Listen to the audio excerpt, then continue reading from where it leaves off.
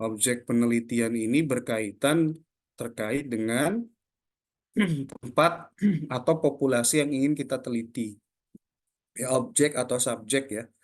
Nah, kita bisa lihat di sini yang dimaksud dengan objek itu apa. Nah, objek yang dibahas di sini adalah terkait dengan variabel y-nya. Nah, variabel y-nya. Y-nya itu di sini adalah hasil belajar siswa. Hasil belajar siswa di sini menjadi objek penelitiannya. Kemudian subjek penelitiannya apa, Pak? Nah, subjek penelitiannya adalah populasinya.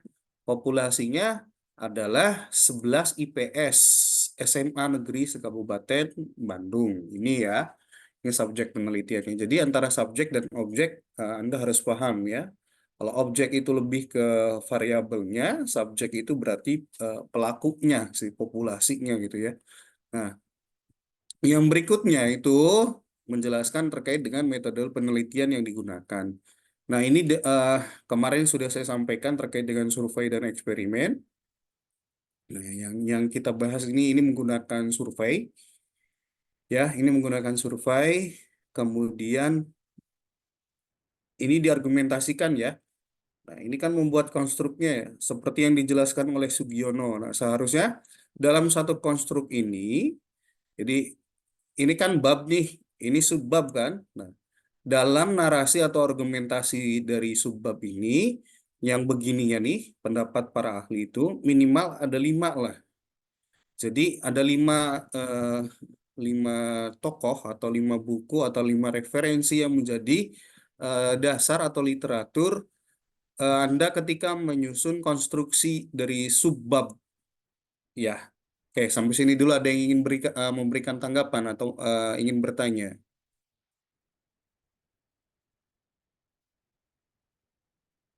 Ada? Oke, ya.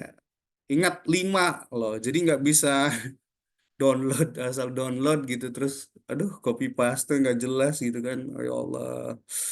Oke lah, bisa dipahami ya.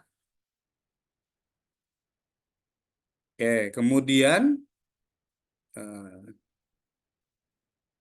ini salah seharusnya nih, bukan desain penelitian. Jadi eh, desain penelitian tuh menjelaskan terkait dengan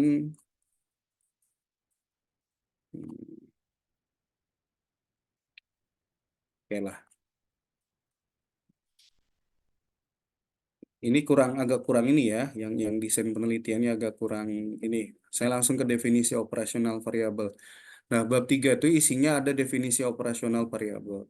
Definisi operasional variabel itu isinya adalah penjelasan terkait dengan eh, ini. Kita kan eh, menyusun ya, menyusun suatu judul. Nah, di mana judul ini menggambarkan hubungan antar variabel. Nah, di definisi operasional, hubungan tersebut itu dijelaskan. Kalau dari contoh yang saya eh, reviewkan ini terdiri dari 3 variabel. Nah, 3 variabel. Variabel yang pertama itu variabel terikatnya, yaitu berupa hasil belajar. Nah, hasil belajar ini kan berangkat dari konsep nih. Jadi ada variabel, ada konsep. Ini sudah saya jelaskan di pertemuan sebelumnya, ya. Nah, ini konsepnya hasil belajar adalah bla bla bla bla. Ini kata Hamalik halaman 159 begitu. Oke. Konsep ini kan di di Anda argumentasikan tuh di bab 2, ya kan? Ya kan? Nah, di bab 2 Anda argumentasikan konsep. Jadi di bab 2 itu menggambarkan teori, menggambarkan konsep, menggambarkan dimensi, menggambarkan indikator gitu loh. Ya. Nah, ini konsepnya nih ada di bab 2. Kemudian definisi operasionalnya bisa dilihat di sini data nilai pas tahun bla bla bla bla dapat dari pihak sekolah kelas 11 IPS bla bla bla. Sumber datanya dari Wakasek kurikulum, oke lah. Nah, itu yang hasil belajarnya. Kemudian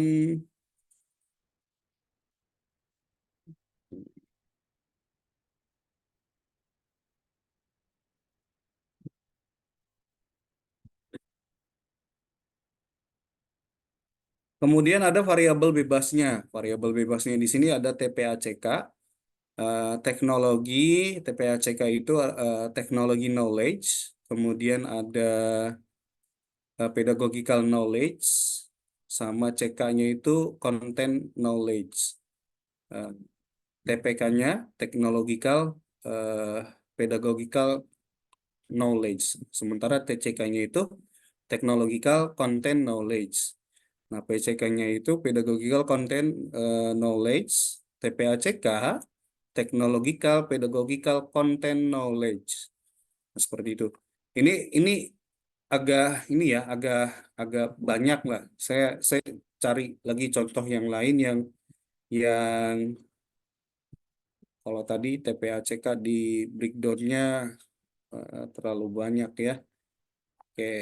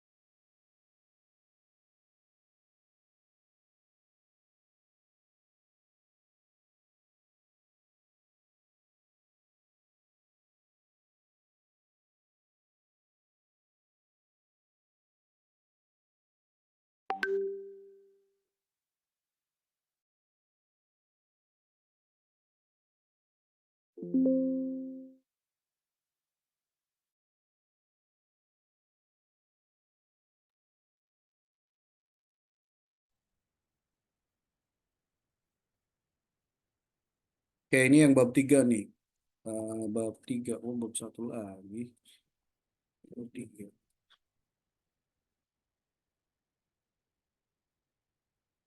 Ini bab 3. Oke, ini tadi yang survei ya, ini yang eksperimen. Nah, tadi saya sampai di, nah ini yang lebih tepatnya. Jadi ada metode penelitian. Metode penelitiannya di sini menggunakan pendekatan eksperimen, ya. Jadi metodenya menggunakan eksperimen, kemudian desainnya itu menggunakan faktorial eksperimental design. Nah, jadi ada metode, ada desain. Kemudian operasional variabel,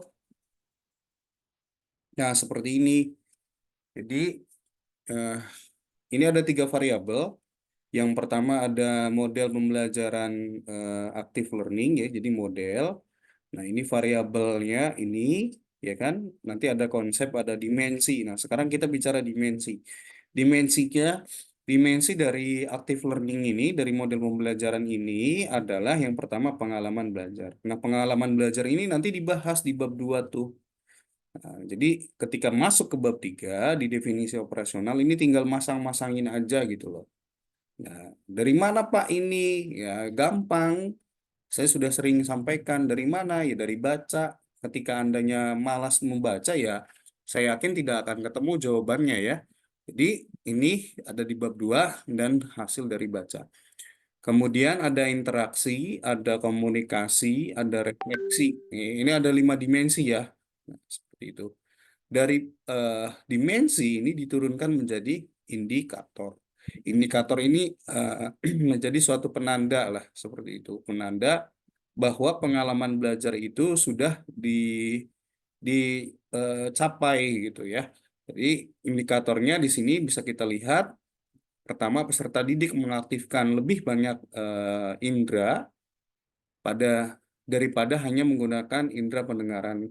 Kemudian peserta didik dapat mempelajari materi pelajaran tidak hanya terbatas dari materi dan seterusnya. Ini dijabarkan juga di bab 2 tuh ya. Nah, kemudian karena eksperimen untuk mengukur hasil belajarnya itu menggunakan tes ya. Oke. Kemudian yang terikatnya yaitu kemampuan berpikir kritis, ini hasil belajar. Di sini juga sama, ada dimensi, kemudian ada indikator. Nah, dimensi dari kemampuan berpikir kritis itu bisa dilihat di sini ada memberikan penjelasan sederhana, membangun keterampilan dasar, kemudian menyimpulkan, lalu memberikan penjelasan lebih lanjut, mengatur strategi dan taktik. Ini merupakan dimensi dari kemampuan berpikir kritis. Di mana dapatnya ini, Pak? Ya, dari baca, dari buku, ya. Silakan Anda cari itu masing-masing dimensi, masing-masing indikator dari variabel yang Anda teliti. Nah, kemudian indikatornya apa, Pak? Nah, misalkan memberikan penjelasan sederhana nih, indikatornya adalah mengidentifikasi atau merumuskan pertanyaan. Seperti itu. Kemudian bisa juga mengidentifikasi atau merumuskan kriteria untuk mempertimbangkan kemungkinan jawaban dan seterusnya. Nah, dari mana ini didapat, Pak? Dari baca. Nah, alat ukurnya apa? Oke, di sini pakai tes objektif. Kemudian ada satu variabel lagi. Nah, di sini ada motivasi belajar sebagai variabel moderator ya. Nah, jadi dimensinya misalkan kita lihat di sini ada penggerak atau motor yang melepaskan energi semangat, kemudian arah tujuan yang hendak dicapai, kemudian menyeleksi perbuatan. Nah, ini dijabarkan juga di bab 2-nya. Kemudian dari dimensi ini nanti ada indikator. Indikatornya apa? Nah, adanya penghargaan dalam belajar, adanya kegiatan menarik dalam belajar, adanya lingkungan belajar yang kondusif, bla bla bla bla bla. Nah, ini diukur melalui kuesioner. Jadi ada dua instrumen yang digunakan di sini. Yang pertama adalah tes, kemudian yang kedua adalah angket. Oke, silakan berikan tanggapan atau pertanyaan.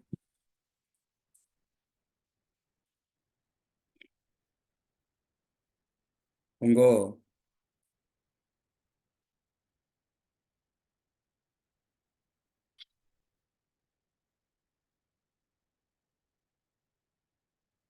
Silakan berikan tanggapan.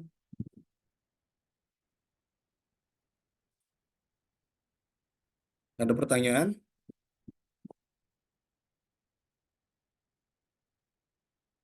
Bisa dipahami? Bisa Pak.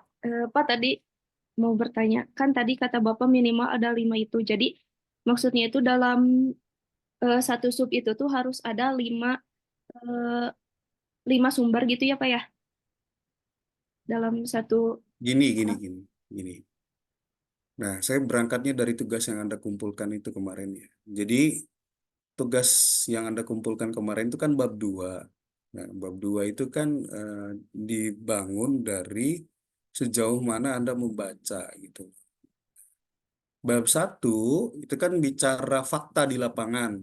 Nah, bab 2 itu kan bicara apa yang seharusnya terjadi. Berarti kan teori-teori yang digunakan tadi tuh teori nanti dari teori itu nanti ketemu konsep, Kalau konsepnya ketemu, nanti ketemu dimensi, dari dimensi itu ketemu yang namanya indikator, itu kan hasil dari baca, ya.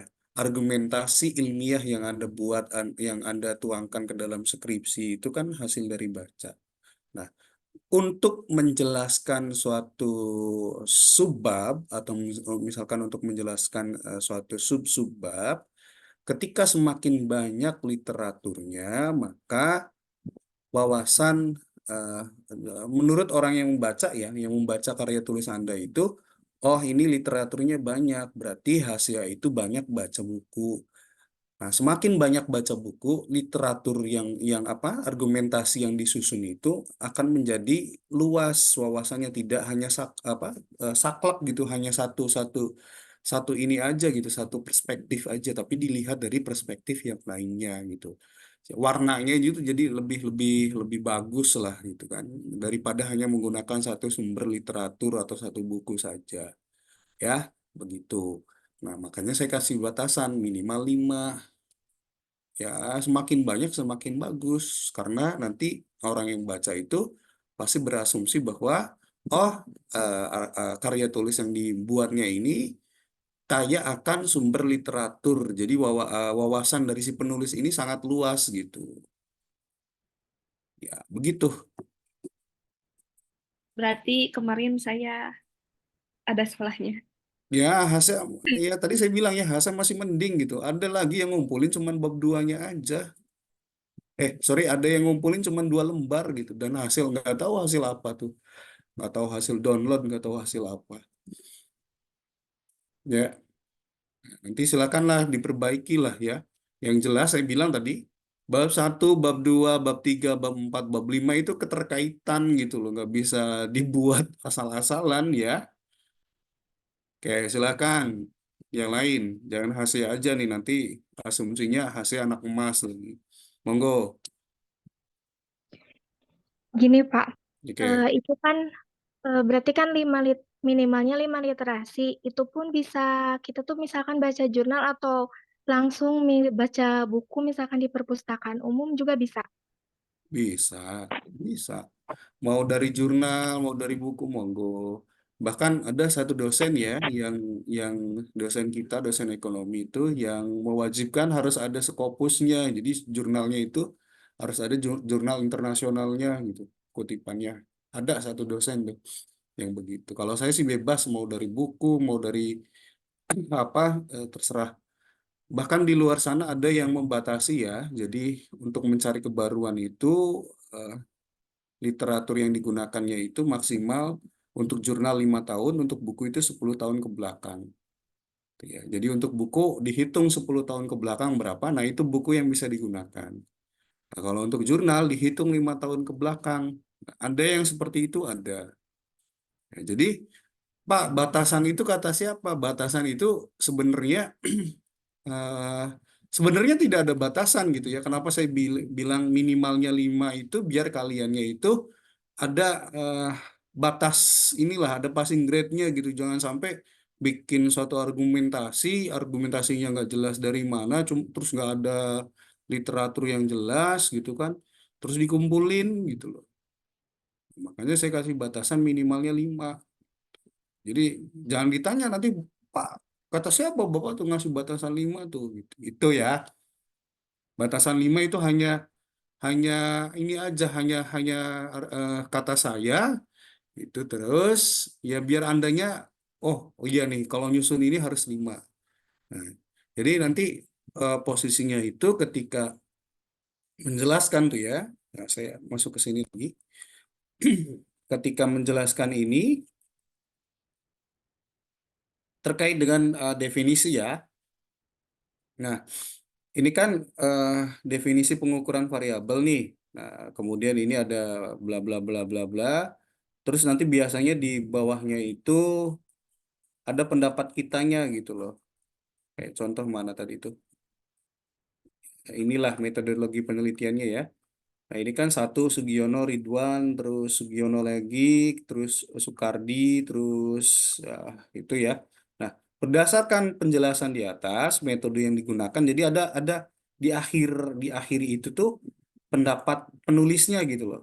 Bisa berdasarkan penjelasan di atas atau bisa berdasarkan pemaparan yang disampaikan oleh para ahli, maka dapat saya simpulkan, bukan saya ya, dapat penulis simpulkan bahwa yang namanya ini adalah ini gitu.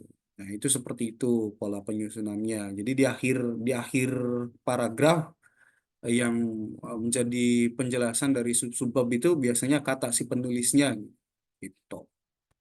Ada lagi pertanyaan?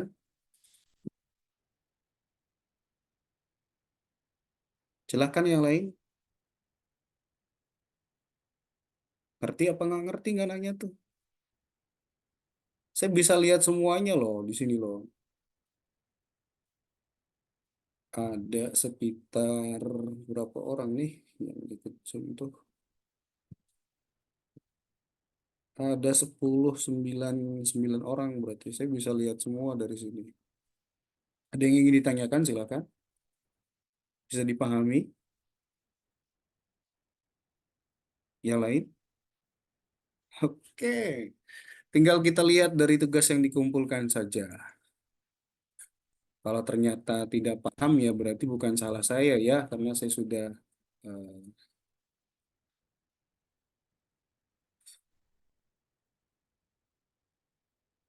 definisi operasional variabel. Kemudian ada di bab 3 itu ada penjelasan terkait dengan populasi dan sampel.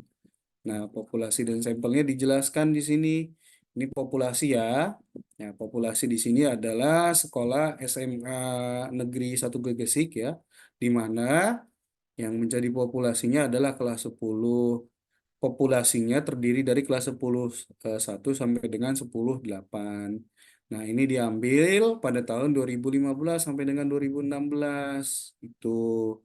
Nah, total dari populasinya sebanyak 309 siswa. Nah, kemudian ditentukan sampelnya di sini. Sampel. Nah, ini ini ini kan tuh ya ada literaturnya, sumber literaturnya populasi itu apa, sampel itu apa ya. Nah, kemudian eh, argumentasi pemilihan sampelnya di sini dikatakan bahwa populasi memiliki karakter homogen, maka teknik pengambilan sampelnya digunakan dengan menggunakan purposive sampling. Purposive sampling ini sudah saya spill sedikit kemarin kalau nggak salah ya, ini sudah saya spill. Jadi harapannya Anda sudah tidak tanya lagi atau tidak bingung lagi apa itu purposive sampling. Nah, karena ini eksperimen, jadi ada kelompok atau kelas eksperimen, ada kelas kontrolnya. Ya. Argumentasi di sini yang dilakukan oleh penulis, ya, yang diambil itu dua kelas, yaitu 10.2 sama 10.6. Jumlahnya 39, 39. Ini eksperimennya, ini sebagai kelas kontrolnya. Nah, kalau tidak salah itu untuk menghitung 39 itu sudah saya berikan ya, ada rumus Taro-Yamane, ada rumus Slovin yang kemarin itu ya. Jadi untuk menentukan n kecil itu, n besar dibagi itu dibagi dengan eh, n kecil dikali eh, tingkat marginal apa? Ini tingkat kesalahan marginal of errornya itu ya. Nah, sehingga dihasilkan 39. Ini juga harus dijelaskan ya bagaimana cara menghitungnya. Kemudian selain itu di bab 3 itu ada penjelasan terkait dengan teknik pengumpulan data. Nah, yang digunakan tadi ada angket, ada tes. Nah, ini apa namanya? Kategorisasinya ya. Kategorisasinya seperti ini diambil dari Sugiono. Kemudian ada tes. Nah, tesnya juga ada tes awal, tes akhir gitu ya. Kemudian di sini ada dua sih, ada wawancara. Wawancara itu untuk mengetahui secara umum saja lah. Nah, yang dipakai yang menjadi instrumen utamanya tadi ya, angket sama tes. Gitu. Oke, sampai sini dulu ada yang ingin ditanyakan? Silakan. Bisa dipahami? Paham tidak? Ada yang ingin ditanyakan? Ada yang ingin disampaikan? Silakan.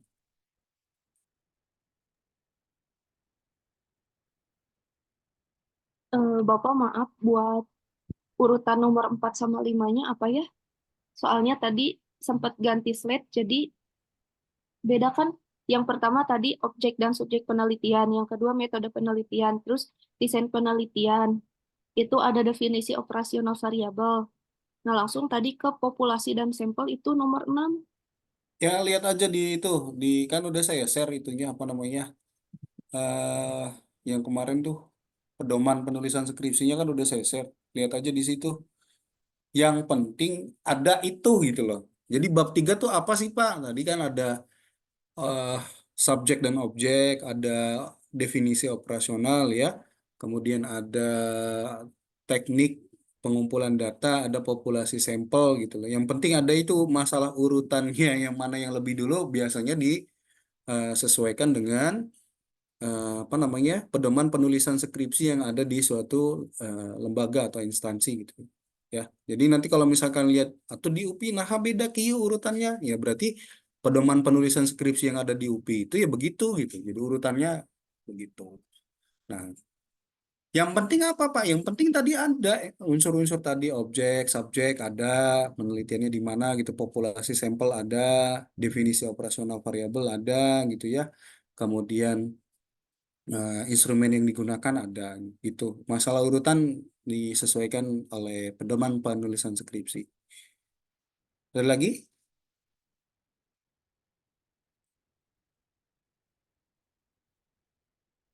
Ada lagi? Ya, ya. Yang lainnya ini gimana nih? Yang nggak memberikan tanggapan nih, paham enggak gitu. Kalau nggak paham atau tanya, udah kan ini bayar kan kelas non kip kan? Bayar kan? Iyalah, sok. Kalau bayar mah tuh udah sing bener atau kuliahnya yang kira-kiranya ngerti gitu. Eman bayar biayanya. Monggo, sok ada lagi. Ya, kalau nggak ada saya lanjutin lah. Nah, selain itu, nanti ada yang namanya uji instrumen. Uji instrumen itu untuk menguji suatu instrumen yang digunakan dalam suatu penelitian. Nah, ada uji validitas, ada uji reliabilitas. Nah, ya, ada uji validitas, ada uji reliabilitas. Nah, ini sudah masuk ke ranahnya statistik. Nah, jadi apa itu uji validitas ya? Kemudian untuk apa uji validitas itu gitu kan ya? Rumusnya bagaimana? Kemudian ini hasilnya ya. Hasil ini didapatkan setelah adanya eh, kajian lapangan atau studi lapangan ya. Jadi sudah turun ke lapangan seperti itu. Nah, kemudian reliable itu seperti apa, definisinya apa, terus hasilnya bagaimana. Di sini ada. Intinya angket sama soal tes itu reliable, kemudian angket sama soal tes juga valid. Nah, kalau soal biasanya ada daya pembeda soal. Daya pembeda soal itu ditujukan untuk mengetahui tingkat kesulitan dari soal tersebut. Nah, karena saya menggunakan variabelnya itu kemampuan berpikir kritis, maka soal yang digunakannya adalah esai sebanyak 5. Nah, ini seperti ini daya pembeda soalnya. Ini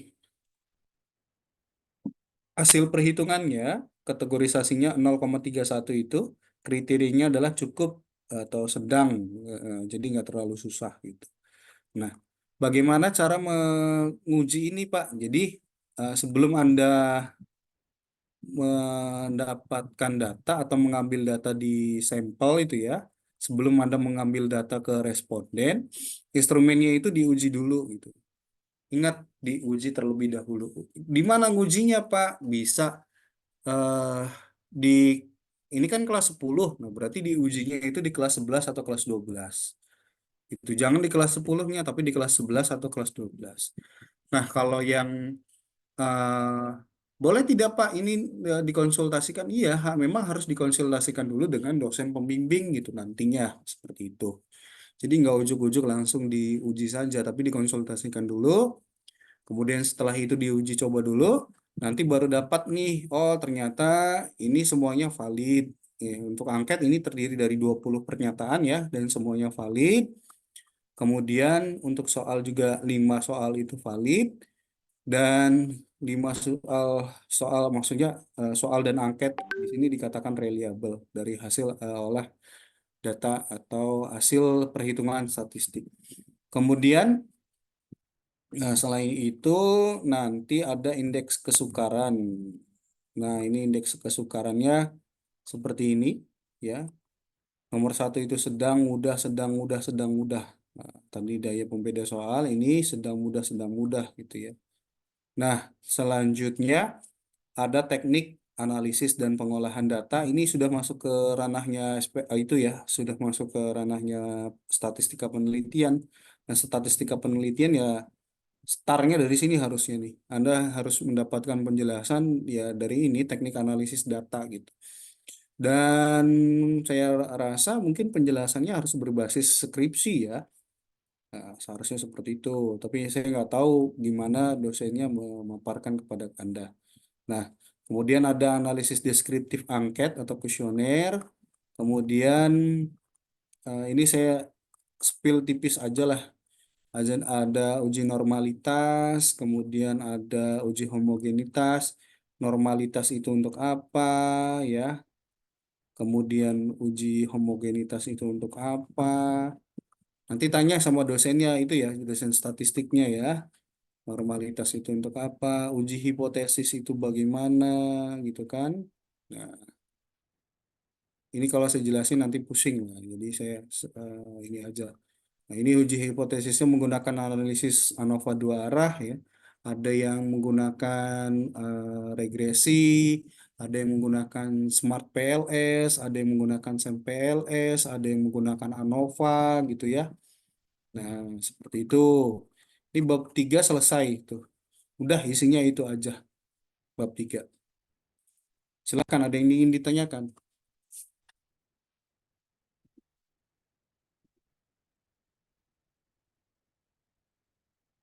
Monggo, ada yang ingin ditanyakan?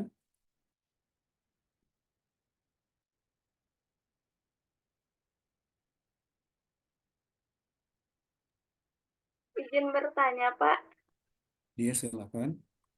Berarti untuk bab 3 itu sampai dapat ke analisis statistiknya ya, Pak?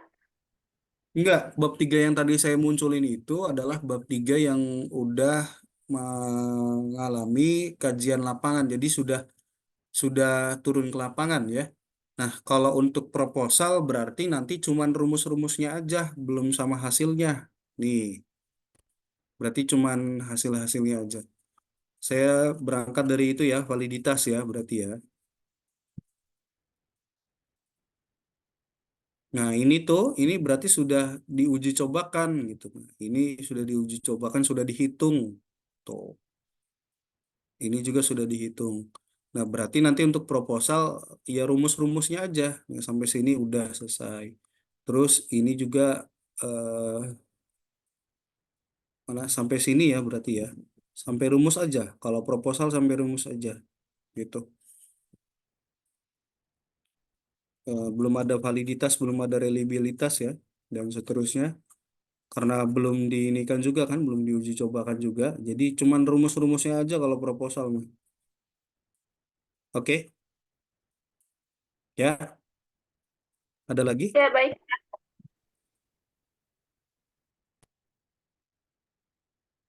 Ada lagi?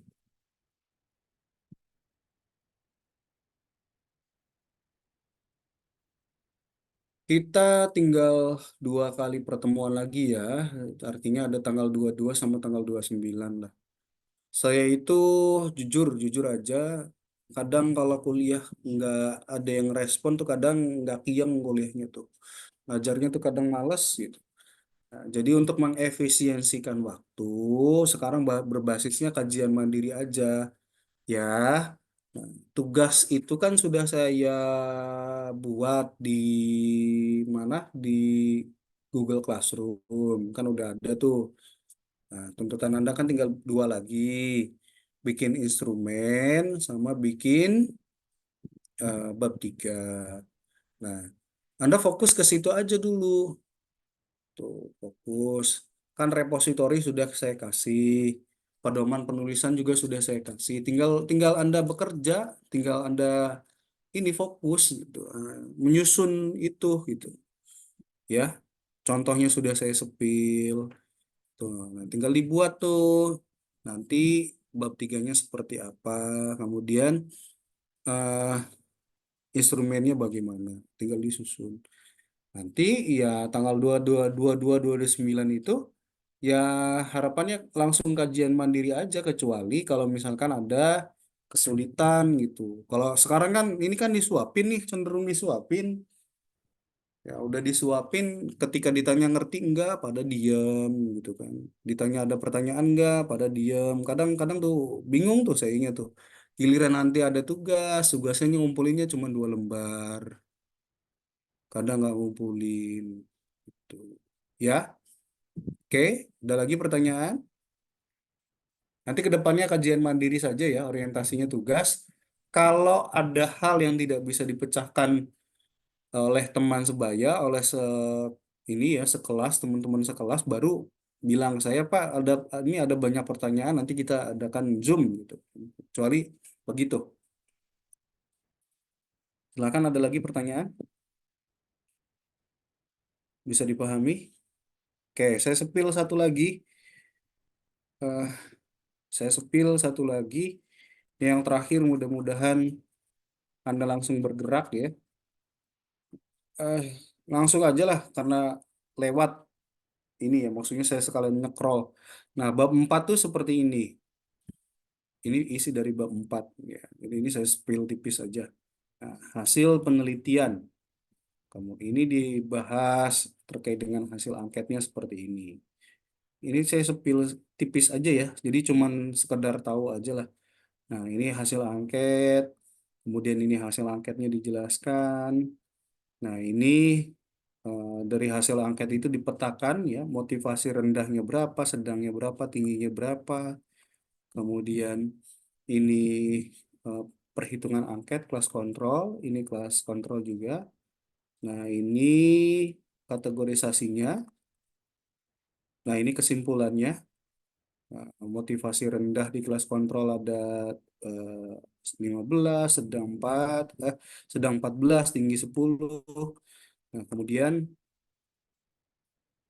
dari motivasi tadi dimasukin tuh yang motivasinya tinggi gitu ya, motivasi tinggi hasil belajarnya bagaimana? Nah, ini nilainya. Yang motivasinya sedang hasil belajarnya bagaimana? Ini nilainya.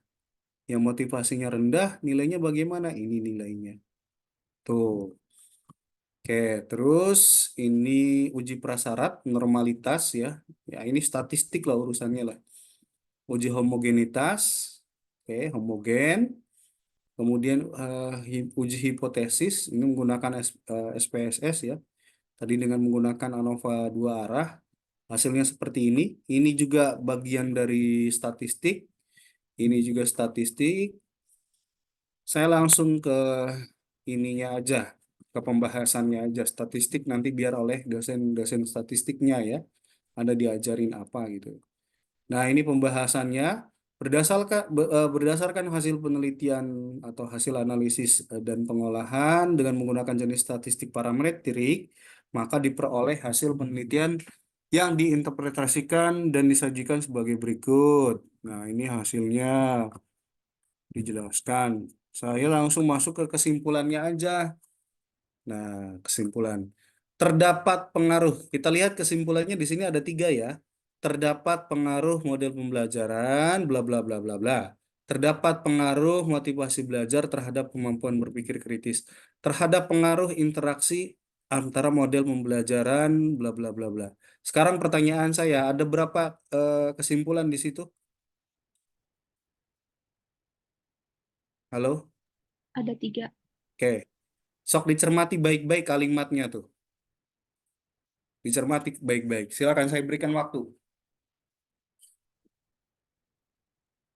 Saya berikan waktu 1 menit. Dicermati kalimatnya baik-baik.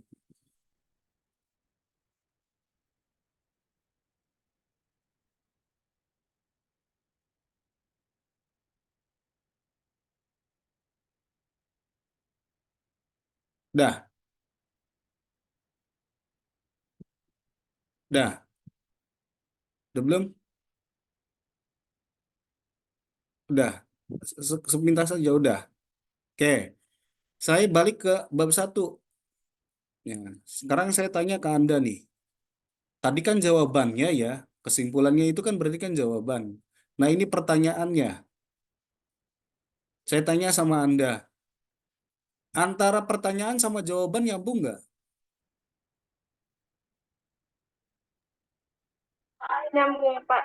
Nyambung Nyambung. ya? Bener nyambung ya? Jadi pertanyaannya 3, jawabannya? 3. Nah, was. Tadi saya bilang bab 1, bab 2, bab 3, bab 4, bab 5 itu saling nyambung, ada keterkaitannya. Yang saya maksudkan ini loh. Tadi juga instrumen juga kan nyambung tuh. Instrumen definisi operasional itu banyak diambilnya dari bab 2. Nah, tadi jawaban tadi diambil dari pertanyaan penelitian ini. Kemudian ini yang tadi tuh, yang 3 ini nyambung ke hipotesis. Nah, hipotesis adanya di bab 2. Ini nyambung di hipotesis. Hipotesis tuh isinya seperti ini. Hipotesis kan dugaan sementara, ya, dugaan dari teori teh di itu teh diduga kayak dokter kan, oh ini diduga kayaknya sakitnya ini deh. Nah, dokter menduga itu kan berdasarkan dari teori yang dia baca, buku yang dia pelajari gitu kan. Keluarlah hipotesis. Nah, ini juga sama. Mana hipotesis? Apa nih? Ini indikator ya, tuh. Ini di bab 2, jadi ada indikatornya tuh, bisa Anda lihat tuh. Ya, jadi indikatornya dijelaskan di bab 2, dimensinya juga dijelaskan di bab 2 gitu. Nah, ini yang saya bilang tadi ada keterkaitan antar bab. Jadi nggak bisa Anda nyusunnya berdasarkan download atau copy paste edit dari punya orang lain. Tuh, saya cepetin aja, Ctrl F, hipotesis. Nah, ini hipotesis penelitian. Ya, tadi rumusan masalahnya bisa Anda lihat ya. Ini hipotesisnya nih. Oke, hipotesisnya seperti itu. Jadi antara rumusan masalah, hipotesis, sama kesimpulan. Kesimpulan itu kan diambil dari bab 4 yang pembahasan tadi. Nah, itu kan saling nyambung tuh. Ya, oke. Ada pertanyaan? Nah, ini yang terakhirnya nih. Yang terakhirnya adalah saya sepil tipis instrumen penelitian. Nah, ini salah satu tugas yang Anda harus kerjakan ya. Jadi tadi saya bilang bahwa di karya tulis ini ada 2. Yang pertama itu dengan menggunakan angket. Nah, ini angketnya nih. Ini instrumen angket. Nah, ya, yang saya sepil terlebih dahulu ini adalah kisi-kisinya. Adalah kisi-kisinya. Jadi eh, kisi-kisi ini menjelaskan variabelnya dari variabel moderatornya yang pengen dianalisis nih, yang pengen diambil datanya adalah berangkat dari variabel moderator. Nah, indikatornya adanya hasrat bla bla bla bla. Kemudian subindikatornya ini. Nah, nomor 1, nomor 2, nomor 3 angketnya nih yang berisikan ini nih. Sekarang kita lihat adanya hasrat keinginan fokus dalam belajar nomor 1, nomor 2, nomor 3. Kita lihat saya berusaha fokus. Kita lihat di sini fokus dalam belajar ya. Kita lihat lagi di sininya saya berusaha fokus. Nah, jadi dalam menyusun pernyataan pada instrumen penelitian itu didasarkan oleh kisi-kisi. Ini kisi-kisinya. Dari mana kisi-kisi ini disusun? Dari operasional variabel. Dari mana operasional variabel? Disusun dari kajian pustaka yang Anda susun di bab 2. Dari mana bab 2 itu disusun? Berdasarkan hasil baca. Nah, dari hasil baca didapatkan apa, Pak? Didapatkan nanti teori, didapatkan nanti dimensi, didapatkan nanti konsep, didapatkan nanti indikator, ya. Nah, nanti Anda dapatkan itu tuh dari hasil baca tuh. Nah, setelah dapat itu baru bisa nyusun operasional variabel, baru bisa nyusun ini. Tuh. Ya. Boleh cek. Oke, kita kita boleh cek yang nomor 6 adanya lingkungan belajar yang kondusif. Kita lihat nomor 16, 17, 18. Kita lihat nomor 16. Saya jenuh ketika kegiatan belajar bersifat monoton tanpa adanya metode yang menarik dalam proses pembelajaran. Bunyinya seperti itu. Nah, penerapan metode pembelajaran yang relevan, keterlibatan kelas, tersedianya berbagai macam sumber belajar. Artinya ini kan relate dengan item pernyataan yang disuguhkan. Ini namanya kisi-kisi. Bentuknya seperti ini. Nah, ini pernyataan angketnya. Begitu. Oke. Ini kisi-kisi dari soal. Oke. Nah, ini diambil karena kurikulumnya 2015 itu kurikulum 2013 ya berarti ya. Kompetensi dasarnya diambil dari silabus, indikator pencapaiannya gitu ya, merumuskan fungsi konsumsi, menjelaskan faktor-faktor yang mempengaruhi besaran konsumsi dan seterusnya. Nah, ini aspek yang diamatinya dari mulai mensintesis. Berarti kalau pakai taksonomi Bloom ini ada di urutan tertinggi ya. C3, C4, C5, C6. Nah, C3, C4, C5, C6. 3, 4, 5, 6. Sorry, 4, 5, 6 kalau nggak salah. Mensintesis, menganalisis, memecahkan masalah itu 4, 5, 6 ya. Mengevaluasi. Oke. Ini soalnya nomor 1, 2, 3. 1, 2, 3, 1, 2, 3. Kemudian yang mensintesis, menganalisis, mendeskripsikan kurva nomor 45. Kita lihat, langsung lihat. Nah, ini bentuk soalnya. Ini soal esai karena yang diukur adalah kemampuan berpikir kritis. Jadi lebih ke soal esainya. Kalau misalkan boleh pakai PG, Pak, boleh. Kalau kemampuan berpikir kritis berarti nanti menyusun soal PG-nya harus yang ini bisa mengukur high order thinking skill, HOTS tuh ada HOTS-nya. Soalnya harus berbasis HOTS. Oke, selesai. Itu saja yang bisa saya sampaikan. Kecuali ada pertanyaan, silahkan.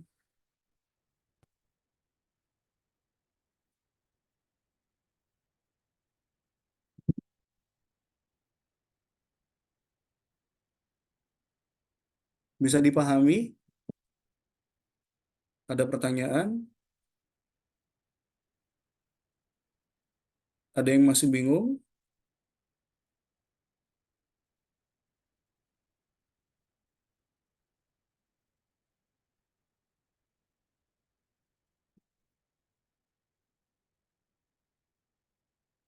Ada pertanyaan?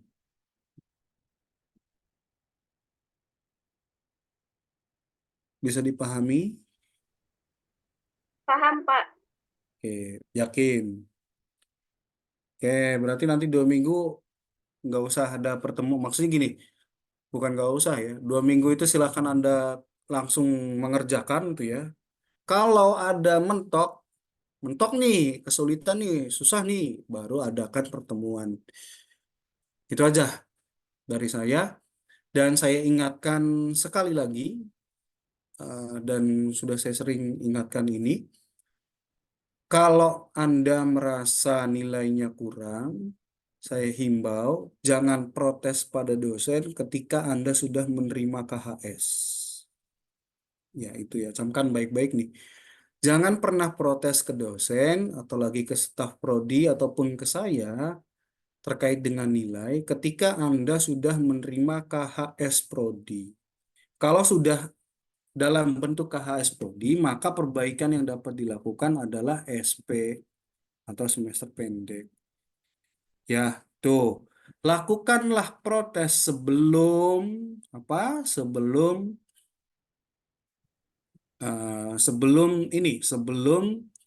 dosen itu menyerahkan ke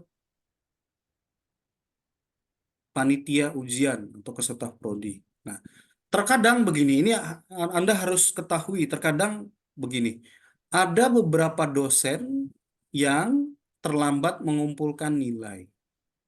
Tuh, ada beberapa dosen yang terkadang terlambat mengumpulkan nilai. Sehingga nilainya kan kosong. Ya kan? Otomatis kan di KHS-nya kosong tuh. Ya kan? Anda kan protes ke dosen. Nah, dosennya kan nggak mau tahu. Kan saya mau udah setor nilai. Nah, itu protes sana ke staf prodi gitu kan. Nah, seringkali seperti itu tuh. Nah, terus andanya protes tuh ke staf prodi. Nggak mau tahu dan lain sebagainya gitu kan. Nah, pokoknya harus ada nilainya. Nah, ini harus diketahui bersama bahwa fenomena itu ada gitu.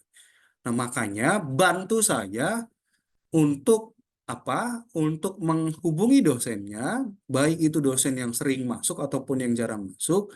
Anda tanyain nilai saya bagaimana Pak, Bu, apakah sudah aman atau belum? Kalau misalkan belum, ya silahkan lakukan perbaikan gitu.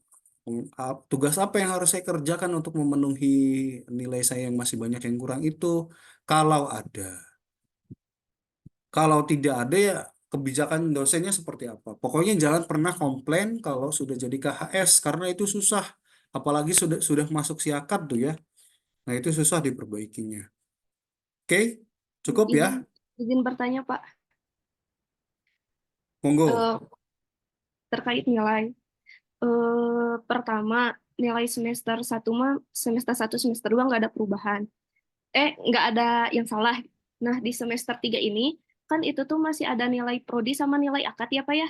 Nah, nilai saya ini teh ada yang beda dari kedua itu tuh. Jadi kayak misalnya, ini saya catat kayak di teori ekonomi, di siakat ada nilainya B, tapi di prodi E. Nah, itu tuh kalau kayak gitu gimana ya, Pak ya? Ini ada 3 nilai. Terus terkait SP juga, belum dimasukin nilainya kan kemarin ke Indramayu. Nah, terus katanya ini mah karena apa sama prodi staf prodi yang sebelumnya katanya tuh udah di bawah nilainya. Jadi dilempar ke TU gitu, kata TU ke staf prodi, kata staf prodi ke TU. Jadi nilai SP masih kosong. Ya, itu yang SP-SP begitu yang kendalanya seperti itu silakan didokumentasikan dengan baik, disimpan baik-baik.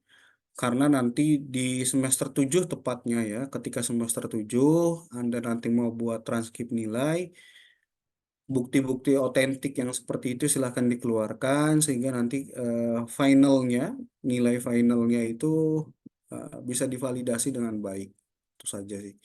Kalau masalah sistem saya no comment lah karena dari dulu juga dari waktu Anda semester 1 juga kan ya seperti itulah susah saya mengkritisinya juga susah. Itu aja ya. Jadi nanti dikumpulin yang SP, yang beginilah, yang begitulah. Nanti tetap ujung-ujungnya di akhir itu kan tanggung jawabnya ketua prodi ya nilai itu. Jadi simpan aja dulu itunya.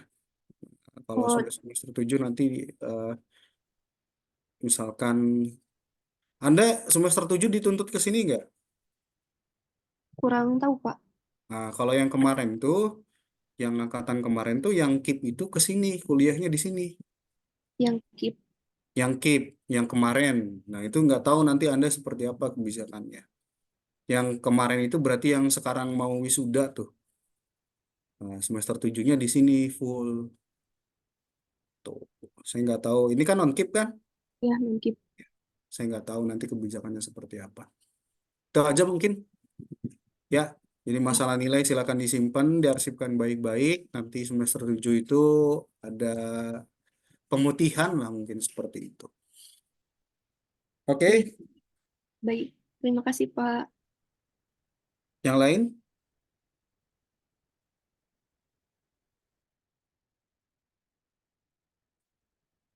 ada?